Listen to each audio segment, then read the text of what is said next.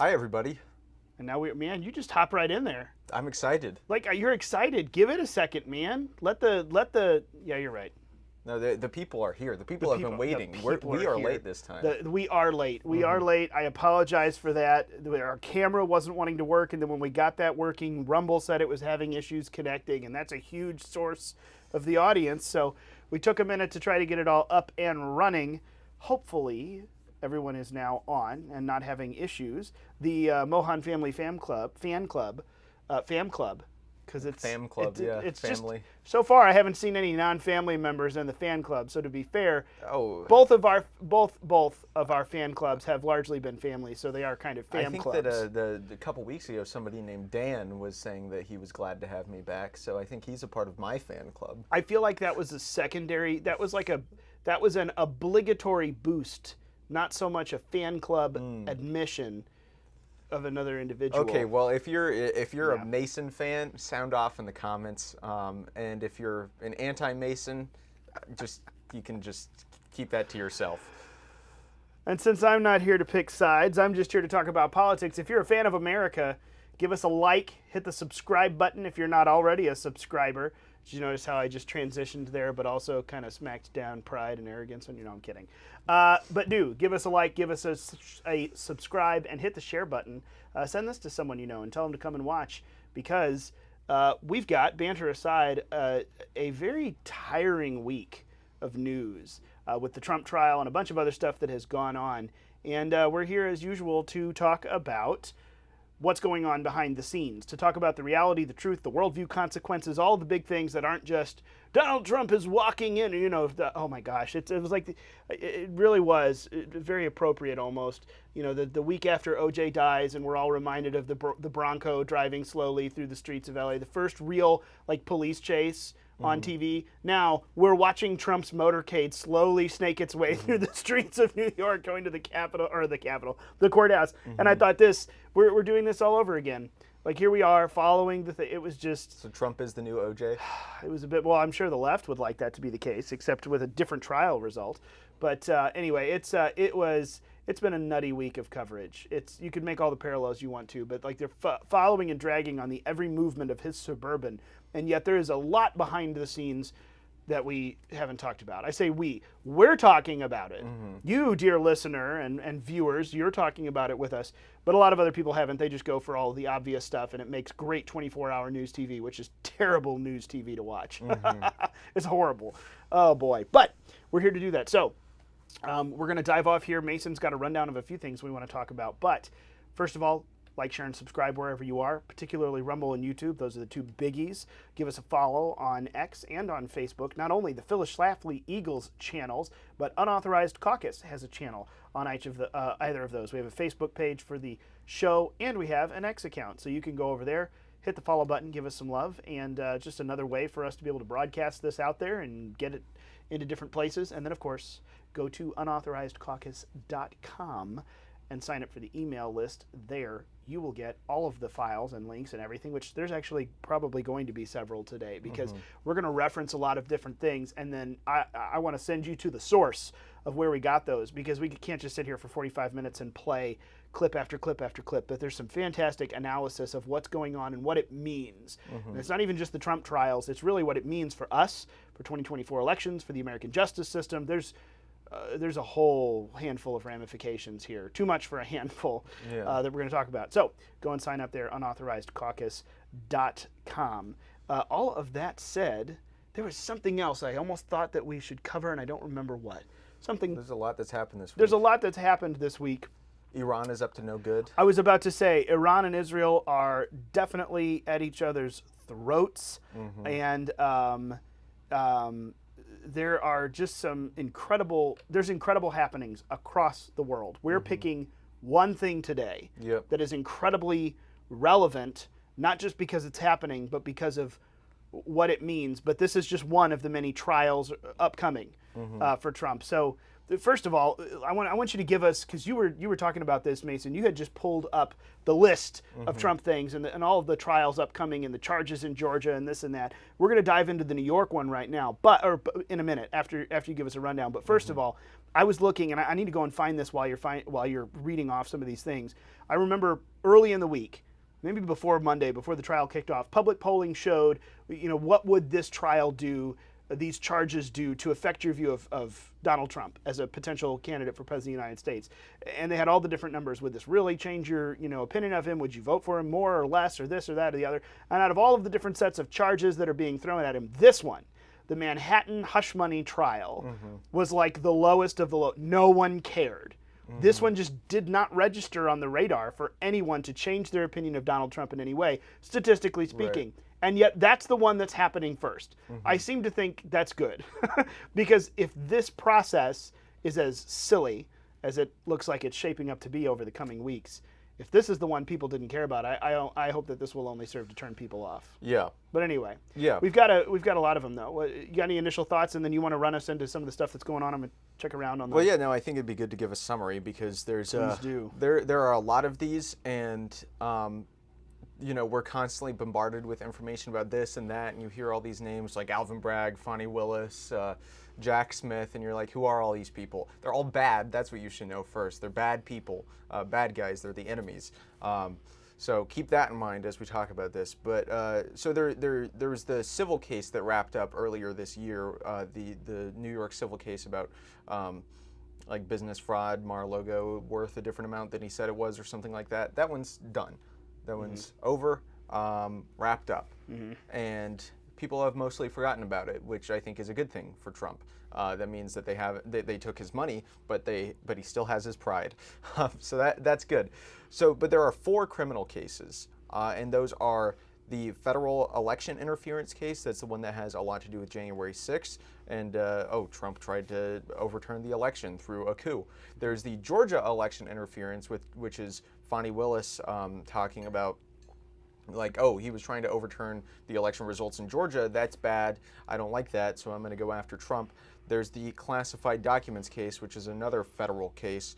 That one's also headed up by Jack Smith, along with the federal election interference. Those are all only in the indictment stage of those cases. Then there is the one that started this week, which is the hush money case. I believe that the 3 that are only at the indictment stage right now will not go to trial until after the election, which is a good thing, in my opinion, because I mean, as Ryan said, the hush money case is the one that is least likely to impact people's views of Trump, which makes sense because this is based off of something that entered the news cycle all the way back during the 2016 election, when Stormy Daniels, I doubt that's her Christian name, when she came out and was like, Trump is bad, I don't like him. And we don't have to get into the details, but that's old news. That is literally 8-year-old news, and now they're having the trial about it. And so everybody's kind of forgotten about this and is like, well, this didn't really matter then. It kind of didn't turn into anything, so why does it have to turn into anything now? And this will be in the show notes, which is why you should be on the email list. I'm getting my information from a Politico article, and of course they're libtards, so take everything they say with a grain of salt. But it is a pretty good rundown. Salt. It's like you need a whole can of Morton's iodized. Yes. But it's a good summary. It's quick way to understand these things, and it has like strengths of the case and weaknesses of the case. And it's funny because in every single one of them, it's like weakness. This is totally unprecedented, and there's really nothing we can look to in U.S. history where a state official is going after a former U.S. president, and they all kind of have that similar aspect of like the hush money case is old news. This is all from old news. This is all from stuff that at the very least happened 3-4 years ago. Stuff related to the 2020 election. We're in the year of the next election. This is all stuff about the 2020 election and the outcome of that. So these people are, it's obvious that they've waited and waited and waited trying to interfere with the election by bringing forward these indictments. That's also working to Trump's benefit, though, because he can work with his lawyers to try to make them wait till after the election is over. Because if Trump is if they're like, Trump, you're going to jail now, who knows how that would even impact the election. I mean, I think that would get a lot of people riled up and being like, he's our president, don't put him in jail. That also makes some people think, oh, wow, I don't know if I want a guy that's supposed to be in jail as in the Oval Office. You know, it's not often that people belong in both of those places. And the exact breakdown of, like, you know, if there's more of one than the other, it's really hard to know. But thankfully, we don't have to know that. Because it is, even if the maximum penalty for the hush money case and the charges brought against him, which are very like awkwardly brought against him, you know, they're not really based on sound legal precedent or anything like that. The maximum that anybody can get for those charges is a year in prison, and that is only for really people who per count. What are they going to come up with? Yeah, if they can. But that's really only used for people who have like committed a violent offense along with their hush money, like you killed somebody and paid somebody off. Tell that to the J6ers in prison now. Yeah, well, that's a bit different, but yeah, no, that's true. I mean, it's really trumped up misdemeanor charges. But see, that's the thing. We're at the point now. Which, I'm sorry, I don't mean to derail. I'll pause. Go, I'll pause. go. When are you finished with the exhaustive list of? I think that's enough summary. Of abuse of the justice system. Enough summary. Okay, but see, that's the thing. This is one of the reasons why this is so fascinating to a lot of people. I think whether they know it and put their finger on it or not, you and I know, and our listeners and viewers know, and the podcast and the live streams, this is an unprecedented abuse of our American justice system. Mm-hmm. We are taking things and manufacturing them, trumping them up, building them up to the highest level of badness. Mm-hmm. And this is not how it has ever worked before. This is not how hush money charges work, vandalism, obstruction of justice. That's why the Supreme Court, side note, the Supreme Court was examining the use of, was it 1512C, the obstruction of official proceedings, trumping it up into this huge felony thing that they've thrown a bunch of January 6th protesters in jail over. The justice system, political prosecutors, and corrupt judges in tainted jury pool areas are absolutely blowing up abnormally small charges to, or normally small charges to abnormally epic proportions, and punishing people. And the only thing we've got to do is look at it and say, man, this is because you don't like their political opinion. Mm-hmm. There is no precedent for this. Right. You are absolutely trying to destroy someone over something that was treated very normally differently in all other circumstances before now. This is a political move. It has nothing to do with justice. It has nothing to do with the Republic. It has everything to do preserving the Republic. It has everything to do with you punishing political opponents through the justice system. I think we're at that point where even folks who don't have that exact express opinion have that sense, which is one of the reasons why these Trump trials are drawing so much attention. The trial kicked off this week, the others in the indictment phase. People know that this is wrong. People know that this is blown out of proportion. People know that this, fill in the blank. Everyone has a sense that we've never done this before. Like, these people are going after someone that they don't like, and I kind of want to see what's going to happen. I feel like that bodes well for us as more of the shenanigans are blown wide open and we start to see things, which we're about to get into with the hush money trial this week. I think a lot of people look in and go, well, that's dumb. Really? Like, this is it? This is what you're going after him for? This seems a little bit ludicrous. I feel like that's hopefully going to affect a lot of people's opinion away from believing this garbage. Do you get the same sense in just kind of taking the temperature of the room, looking around on the internet and talking to people? Or do you think actually a lot of people are going to fall for this and think, man, this really is bad. He's kind of toxic. We need to move on. He's toxic. What do you think? Yeah, well, I mean, like I said, it is old news. And when people hear like Stormy Daniels, Trump, like, that's why they don't really like posting her name everywhere. They're like saying hush money because when people hear that, they're like, isn't that super old news? Like, wasn't that all wrapped up ages ago? Finish that? Yeah, because it really is old news. So they're like, oh, it's hush money. Like, he's been up to no good, and he's like paying people off because he's a criminal. He's a big mobster that's like paying hush money to the police. It's trying to make it seem like that. But when they actually like Just look into the details. This is nonsense, but Right. Well, first of all, the amount of 34 counts, 34 felony counts in the hush money trial. This is dear listeners, viewers, followers, and caucusers. Oh, caucusers, right? Yeah. We've never given a name to the viewers of this program. It's caucusers. It would be. Yeah, dear fellow caucusers. I've lost my point in the middle of that. No, you and I both know certain things are just really stupid, right? 34 felony charges, and it's 11, 11, and 11, and then one of them was duplicated, right? So 33 charges based on 11 supposed payments, and then something was accidentally duplicated. That's how we get to 34. Do I have that number right? Yeah, it's 34, yeah. It's 34. I think what it is, somewhere something was duplicated, but basically what happened, they have charged him 11 felony counts of receiving an invoice in the mail, 11 felony counts for depositing that check, or I guess I should say 11 felony counts for recording those invoices in the books, and then 11 felony counts for depositing the money, or dispersing the money. Dispersing the money. That's where the 33 and then something was duplicated, 34. That's where the 34 come from. Bear with me for a second. They have charged him with 11 felonies for receiving 11 pieces of mail. Are you kidding me? I gotta lock my mailbox. Right? A felony charge for receiving a piece of mail? Yeah. You can't control that. Right. That, I mean, right there, that on its face almost should be cause to throw the whole thing out. How stupid that is. 11 felonies for receiving 11 pieces of mail. Just receiving the mail. That's 11 of them. And then we're going to charge you with 11 more felonies because you wrote it down in the books, and then 11 more felonies because you dispersed the check. What? Yeah. This is nuts.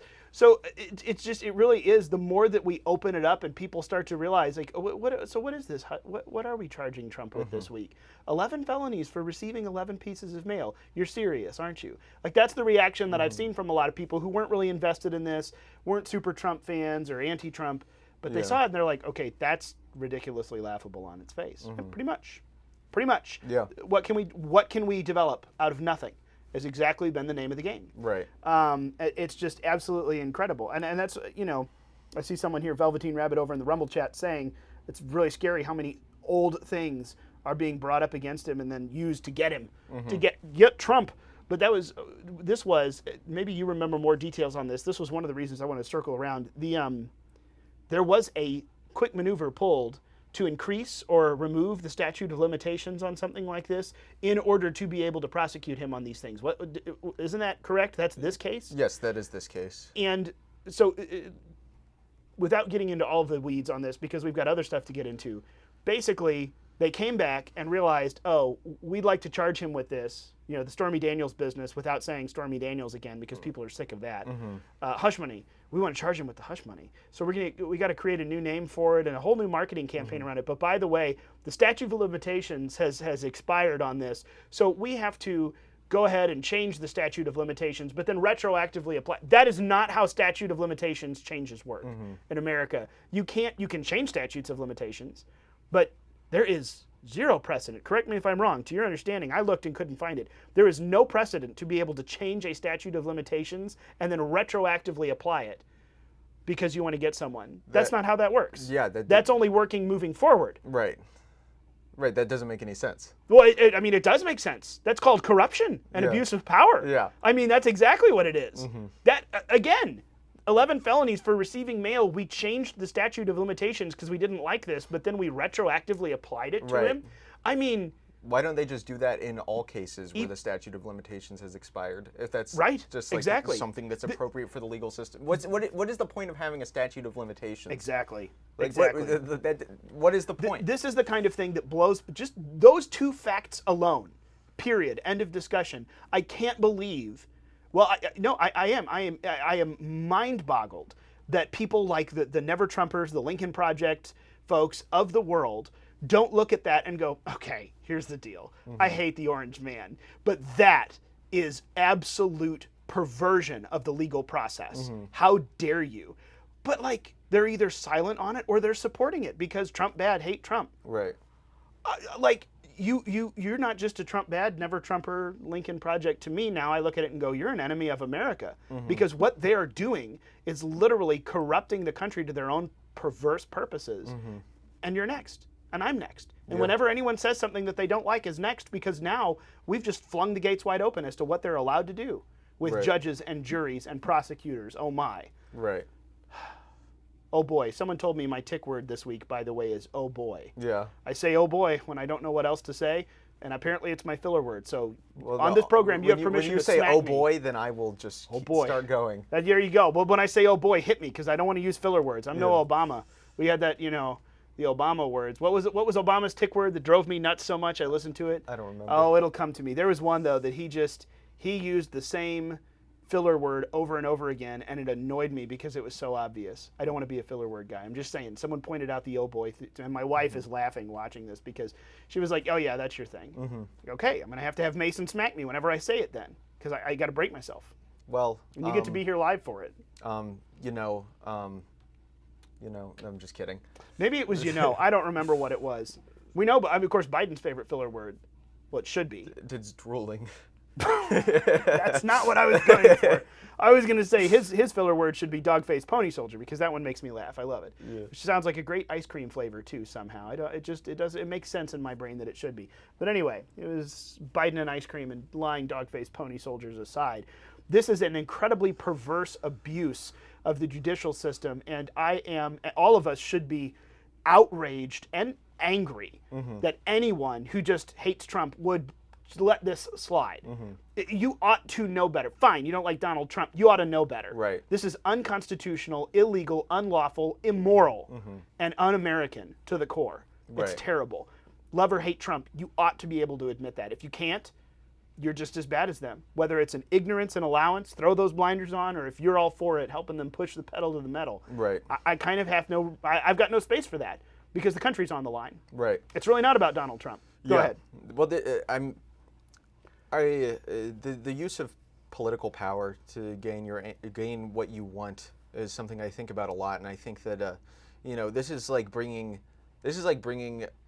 a gun to a knife fight. Like we agreed to a knife fight in the form of elections, and then the Democrats were like, okay, we're going to bring guns. But once they've brought guns, you can bring guns too. Otherwise, you're going to get shot. You can't even get close in that situation. So that's exactly what's going on here. So when Trump wins, he needs to turn around and go after every single one of these prosecutors, every single one of these, all these lawyers and judges that have been working on this lawfare.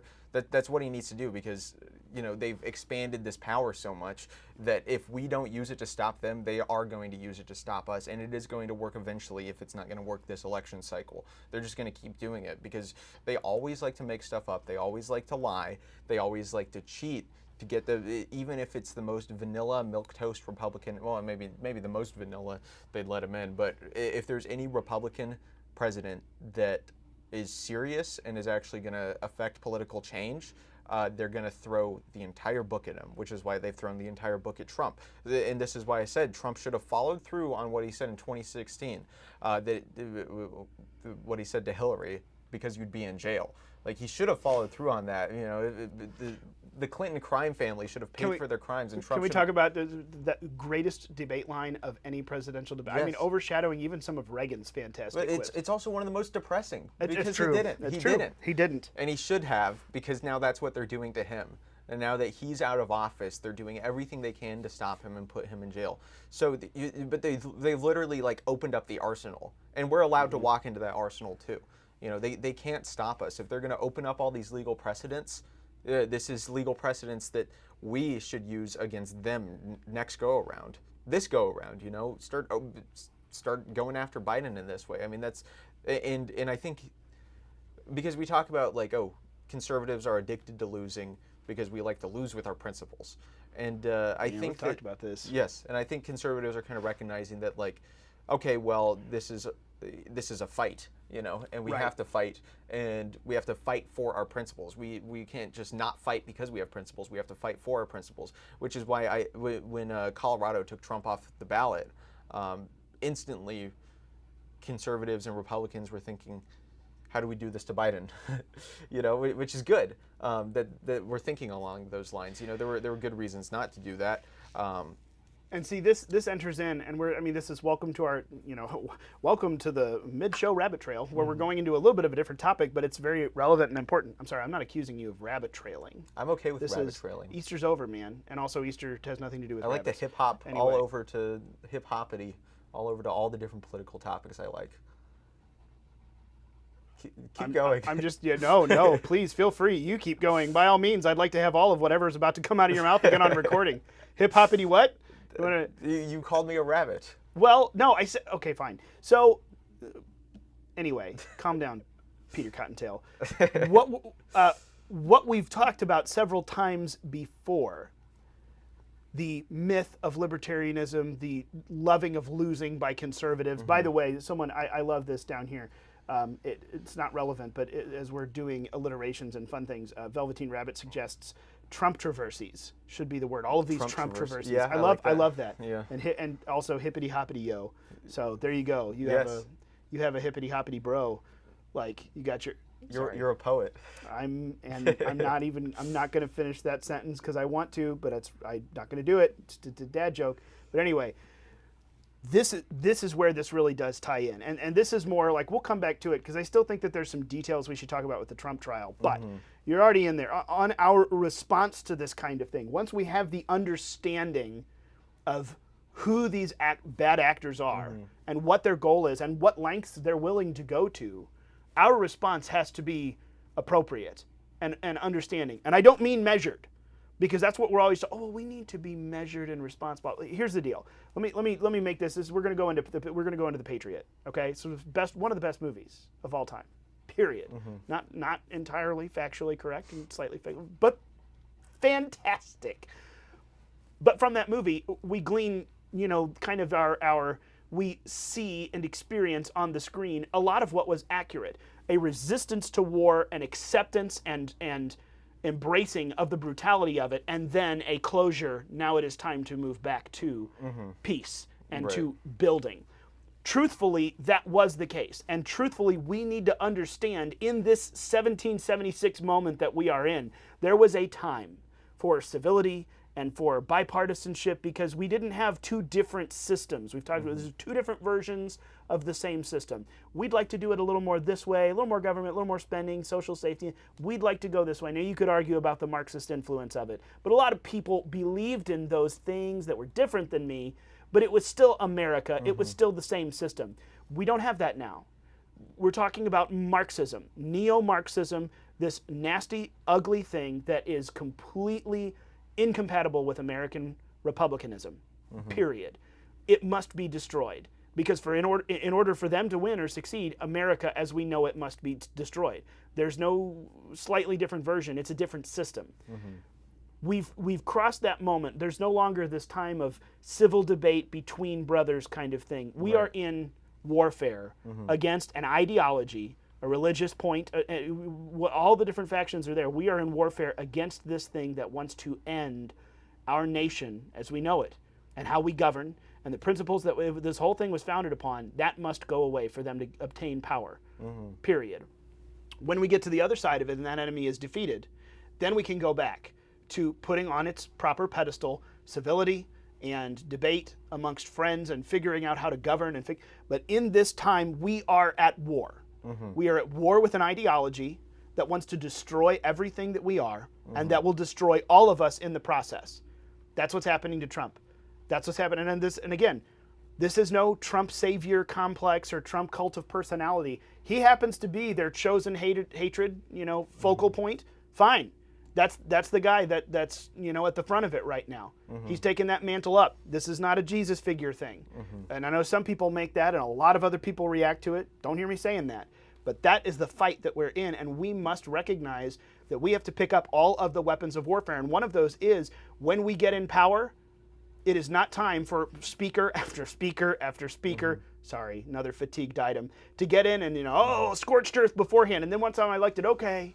Now it's time to govern together. Yeah. No, now it's time to kick every last one of them out of any position of power, scorched earth, throw them in jail if they committed crimes, throw them out of office because they are unfit to serve. They're communists, Marxists, humanists. They ought not to be there.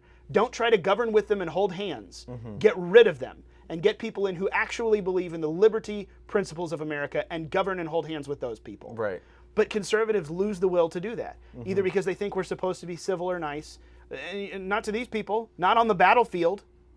There's no civility and niceness. There is winning, and now, when the war is over, now we heal. But everyone immediately overjumps to heal. We skip the process, and as a result, you lose because these people will smile at you, and as soon as you turn your back around, out come the knife, and we're dead. And we've lost the power, we've lost the speakership, we've lost the whatever it is. That has to change. Conservatives are terrible at that. And whether it's because of the civility thing, putting that on a pedestal, or the myth of libertarianism that we've talked about. Oh, well, you can't do that with your power. Yeah, you can. To get rid of the baddies, you should. You should. That is not the same kind of government power that they're exercising. That is preserving the limited government and freedom is to exercise the authority by getting rid of them. Sorry, soapbox done. You opened the can, though, there, and we went that direction. Yeah. Open the freedom can. I agree. I opened that freedom can. You should. We should open the freedom can once a week, just for fun. Dead center in the middle of everything else. We open the freedom can, and one of us goes on a terrible soapbox tirade of awesomeness about something. That was a great soapbox tirade, and there are a lot of I'm done. Very important things that you said. Yeah, You're speechless, aren't you? I am dumbfounded. I'm sorry. I have been talking. I've been filling in on local radio here this week, so I've been talking a lot, and as a result, I'm just ready to roll. Let's go. But no, I think that in the middle of all of this is a very interesting, and not sub point, but a sub point to the Trump trial. But really, one of the underlying things is that, what are we going to do? Just get along with these people once? Oh well, we just have to throw them all out. This judge doesn't deserve to be a judge. These folks that are serving on juries are well, that's, I suppose, I'll leave that. These prosecutors are horrific excuses for officers and purveyors of the law. I think it was Ed who said something, I don't recognize this. I know that most of us got into, being an attorney because of a respect for the law. Who are these people? Right. Why are we okay with them coexisting? They are nothing like us. These aren't lawyers and attorneys. I mean, we should have a profound level of disgust and a readiness to pitch them, throw them out, throw them in jail if they need it. And conservatives don't have the will. They do. Yes, the ones we're talking about do. I'm just saying, I'm not trying to call all of them. Although, if you said jail all the lawyers, that might actually get you elected. I'm in favor of jail all the lawyers. If you are a lawyer that's ever voted Democrat, I'm only slightly kidding. Only slightly kidding. Jerry, I heard a joke about lawyers this week. There once was an honest lawyer. That was my joke. I'm just kidding. Sorry. Thank you. And the crowd goes wild. Yeah. One thing we wanted to touch on. We've got a few more points. Was how the perception of these trials will impact the election, and we talked about this for a while yesterday, off air. But we were like, we got to share this with our wonderful caucusers on air. And I was thinking about it, and it's really these flashpoint moments that our whole political system at this point, relies on these flashpoint moments, the news cycle, having a little sound bite, conveying the maximum amount of information in the smallest possible units. That's why memes exist and why they're so popular now. It's these, excuse me, these flashpoint moments that change people's perception.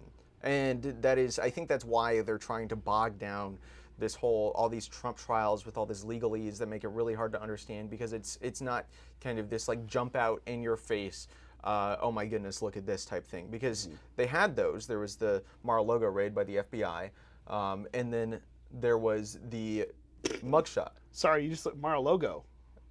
Oh, wait. Mar-a-Lago. Mar-a-Lago, yeah. Mar-a-Lago. No, you were hitting Latin there for a second. Thought I don't know.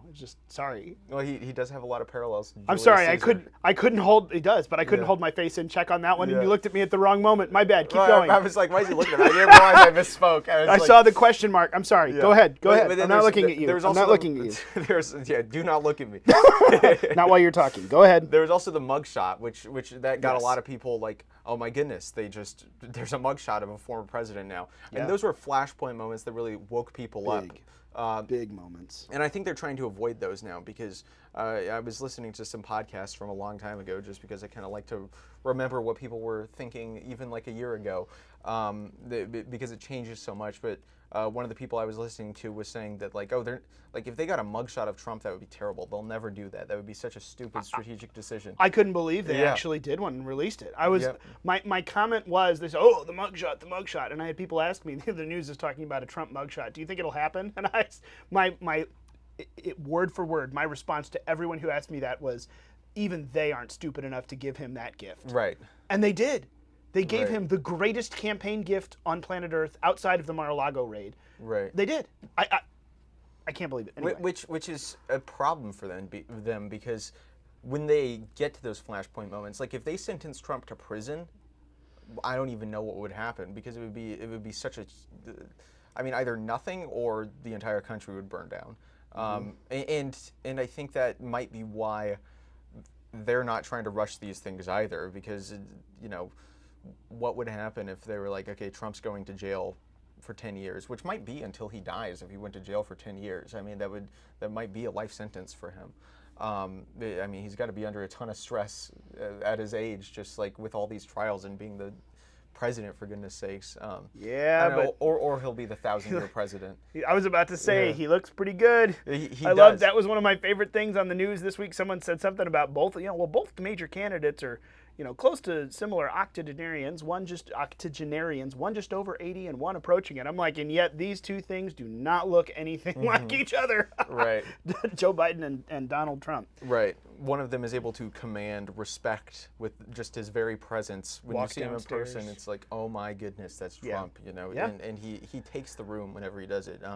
With Joe Biden, they have to wheel him into the room and then wheel him out of it. And he doesn't even know he's in a room. He's like trying to pick flowers somewhere, and he's, in the Oval Office. Well, so here's, and let me, because we were talking about this with they are trying to avoid flashpoints, I think. Because if you realize it, like when we're saying flashpoints, what I mean by this is, in the general public, what you mean, in the general public, this was a moment of like, either realization or indignation. This activated a lot of people to understand what's going on, what's at stake, and where Donald Trump falls into that. That he is a part of this fight that is very important.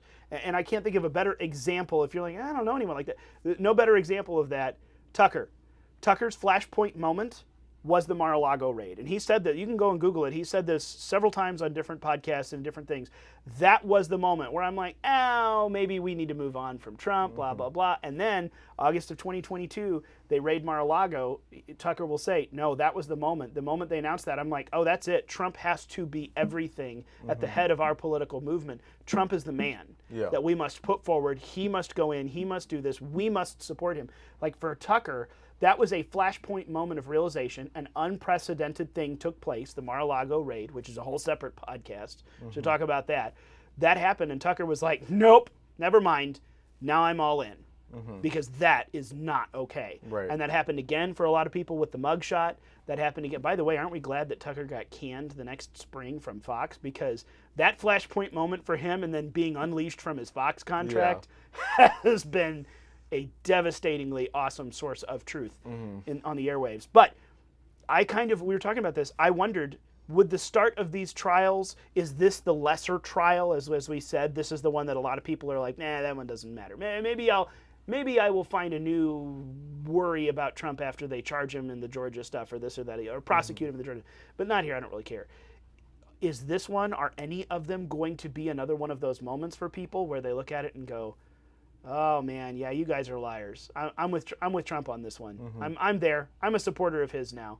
Like, how many people are they activating to his side in these flashpoint moments, and when is the next one? That's I want to know. A lot of things in this trial have been incredibly revealing. We've talked about some of them. I mean, honestly, some of the other ones, and these are ones that you're going to dive more into it if you're on the redacted email. You'll get to it. Dan Schneider was on the Pro America Report this week. He made the big case and showed, the schedule for this trial. The judge changed the schedule for this trial from the typical Monday, Tuesday, Wednesday kind of thing. They moved to Monday, and then was it Tuesday, Thursday, or just Thursday? Monday, Tuesday, Thursday, and Friday. Yeah. And then everyone was like, well, that's weird. Why would you move it? It's normally, okay, fine, cool, whatever. And Dan Schneider, at Schneider_DC, was the first one to go, well, that eliminates Orthodox Jews. If the trial extends into Friday, all of them are going to have a conflict. And Orthodox Jews are the biggest New York City demographic group that are strongly supportive of Trump. I know what that is. That's an underhanded way to get rid of those people from the jury pool. Right. They are. The word just escaped me, but they are discriminating against Orthodox Jews in the jury pool. Right. And I'm like, oh my gosh, he's got a point, because there's no other reason why it would shift.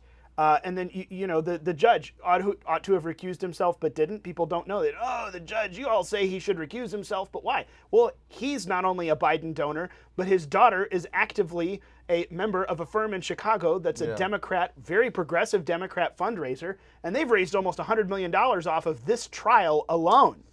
And her dad is running the trial.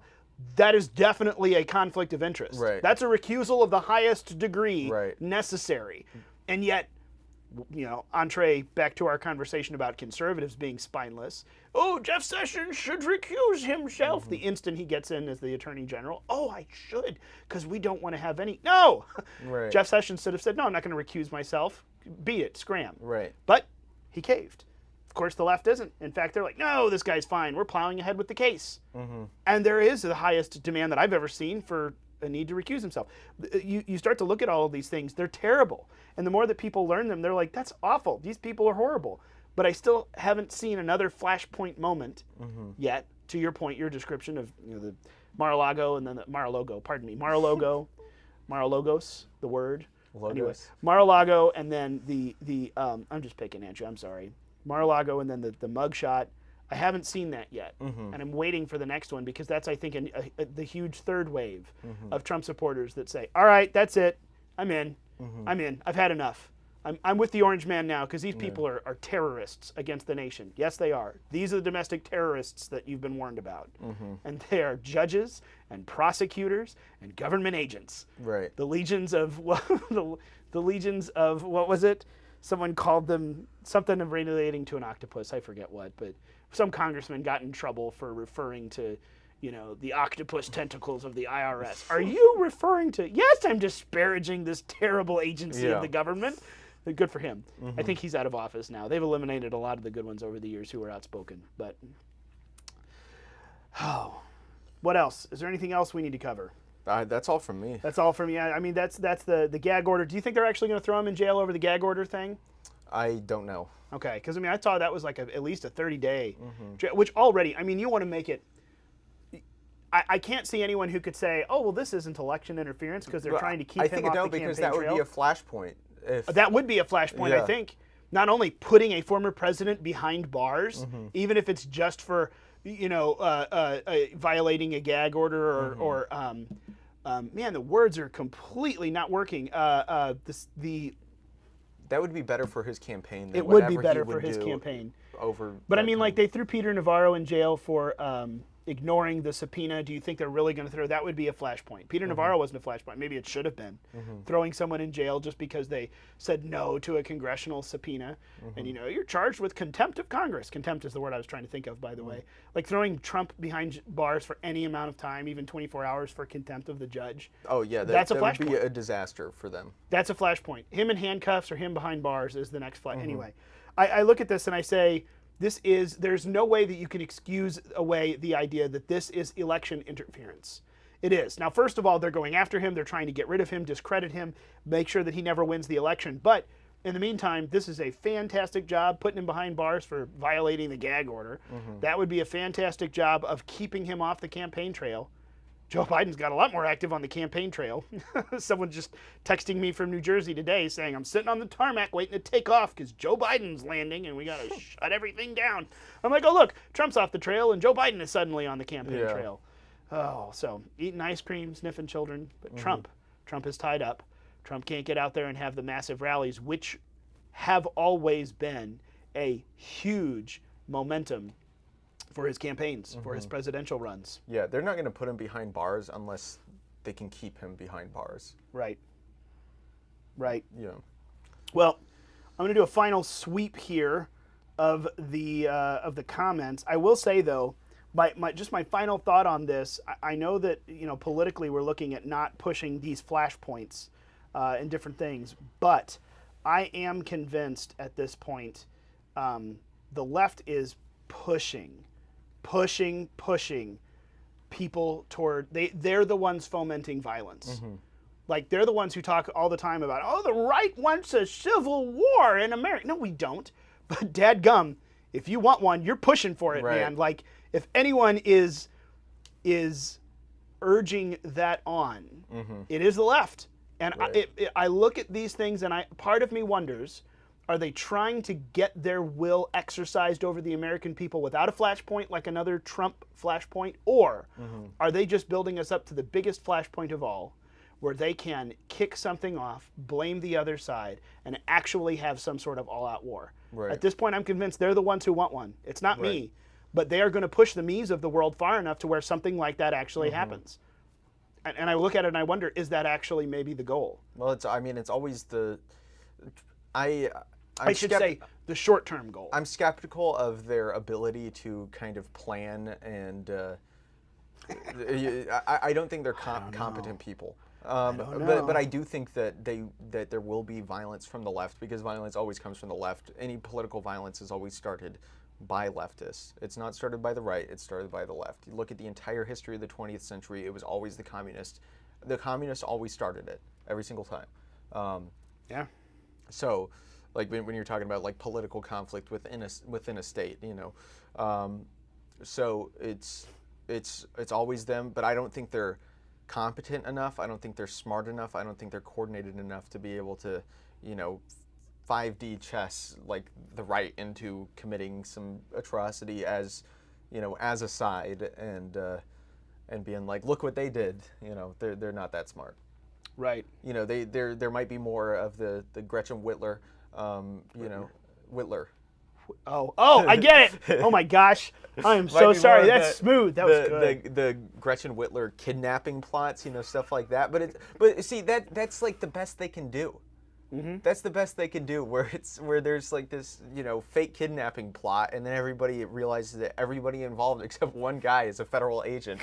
You know, which, like, if you haven't seen the Babylon Bee skit on that, go and look it up. It's absolutely hilarious. Right, like that. That's the best they can do. You know, it's very, very quickly figured out, and you know, people are figuring that out with J6. That it's like, oh, there were a bunch of feds here, you know, and like the government is trying as hard as they can to keep a lid on that, but the defendants like Will Pope are like, look at this, like you're going to bring me into court, I'm going to use what you're giving me in court to point things out. I see over here Velveteen Rabbits dropping the truth bombs on Rumble. Their action is our reaction. They're trying to be social alchemists. J6 was an attempt already, and they are now trying on a mass scale. Yes. I mean, yes. It's the long and short of it. We also, there's another one. We have another fan, Mike, over on YouTube. Trump is screwed. Right-wingers are delusional. Yeah, which, I mean, that pretty much solves it right there. Especially the lack of punctuation on the final sentence is just a good punctuation mark in and of itself. Oh, I don't see his comment. No, it's there. It's on YouTube. He may have deleted it because, you know, obviously it's a very full-throated response to, you know, what, 45, 50 minutes of history and making points and logic and references. But I mean, you know, what can I say? How can you even argue with that? You know how Trump like talked about like how Mexico wasn't sending their best? This guy is this is the left sending their best. He is their top dog. The problem is this grammarless and deranged left libtard in the comments is the top guy. We love all of you so very much on Rumble, YouTube, Facebook. All the people that comment, especially Rumble today, is just, you guys are having your own little conversation without us. I'm gonna have to come back and read this. Like, they don't even need us anymore. And yet I look and I go, where are the hecklers? Where are the trolls? We haven't made it until the trolls have entered the chat. We've gotten a couple trolls. Yeah, but they're lackluster. They're like this Mike. This Mike can't eat, like, he didn't pay attention long enough to put a period at the end of his final comment. He lost interest with us. We got to be more inflammatory, Mason. Maybe he forgot to pay his electricity bill. We got to be more. Well, the government's already paying it, Mason. You and I are paying it. No, I'm kidding. That's true. I'm not kidding, probably. But yeah, the keyboard warrior, he left before he even paid attention to the last comment or the last punctuation mark. So we gotta ramp up our inflammatory nature. Yeah, we'll figure it out. Where are they going to go to find this? Where are they going to go to find the wonderful links that we're going to send them here in a little bit? And where are they going to go to find everything else? Yeah, someone's laughing. Thank you, Gwen, for laughing at that. It's yeah. Is this a test? You asked me. Go to unauthorizedcaucus.com. I was just waiting for the Latin version of that, whatever it is. Oh, I don't know. Unauthorizedcaucus.com. Caucus. Caucus. Unauthorizedcaucus.com is where you can find all the goodies. If this is streaming on there, we embed it every single week. You can find a video playlist. You can find the audio podcast. To all of our podcast listeners who are starting to subscribe and download, thank you for joining and being a part of our media outlet on that side of it. To everyone who hops onto Rumble and YouTube and Facebook and X, thank you for being there. And of course, wherever you are, like, share, and subscribe. Send it to a friend, see what they think. Start the inflammatory conversation with them. Kick it off, because that's the whole point. Is, we're not doling out answers as much as we are trying to talk about things that aren't being talked about in the way that they should be, especially amongst us as conservatives. We got to be informationally armed and ready to go to get people onto our side, and then arm them with the facts to go and talk to others. Yes. So go there, sign up for the email, like, share, and subscribe wherever you are. And of course, unauthorizedcaucus.com. Oh, where in Bedminster will Eagle Council be held? By the way, I put that down. We need to say that on the air. I'm going to cut myself off from the fantastic build-up at the ending there. At Bedminster. The Bedminster. No one cares about the rest of Bedminster. It's the Trump National Golf Club that is Bedminster. We will be at the Trump National Golf Club August 14th and 15th, Phyllis Schlafly's birthday, to celebrate not only the 100th birthday of Phyllis Schlafly, what would have been her 100th birthday. We'll have a big gala one of the evenings. Would love for you to join us if you can. And we will be having Eagle Council the next day as well. Eagle Council is 53. Eagle Council 53, the 53rd iteration of the incredible conference begun by Phyllis Schlafly decades ago and going on today. Of course, also this year is the 60th anniversary of A Choice Not an Echo, as we've talked about. There's a lot of biggies this year. So go to eaglecouncil.com if you want more information on that. There's a flyer and a place to sign up to get your name on the list. We'll have registration open and moving very soon. But that is August 14 and 15 at the Trump National Golf Club in Bedminster, New Jersey. It will be super cool. I'm excited about it. Because you know what happens at the Trump National Golf Club? Stays at the... No, I'm kidding. That's not how they say that. But we know who lives there, and that's kind of cool. So anyway, yay indeed. Thank you, everyone, for joining us. Go over to unauthorizedcaucus.com. Mike, come on back. Finish your sentence with a punctuation mark or say some more if you want next week. And we will look forward to seeing everyone next week, noon, Thursday. It'll be caucus time. Thanks, everybody.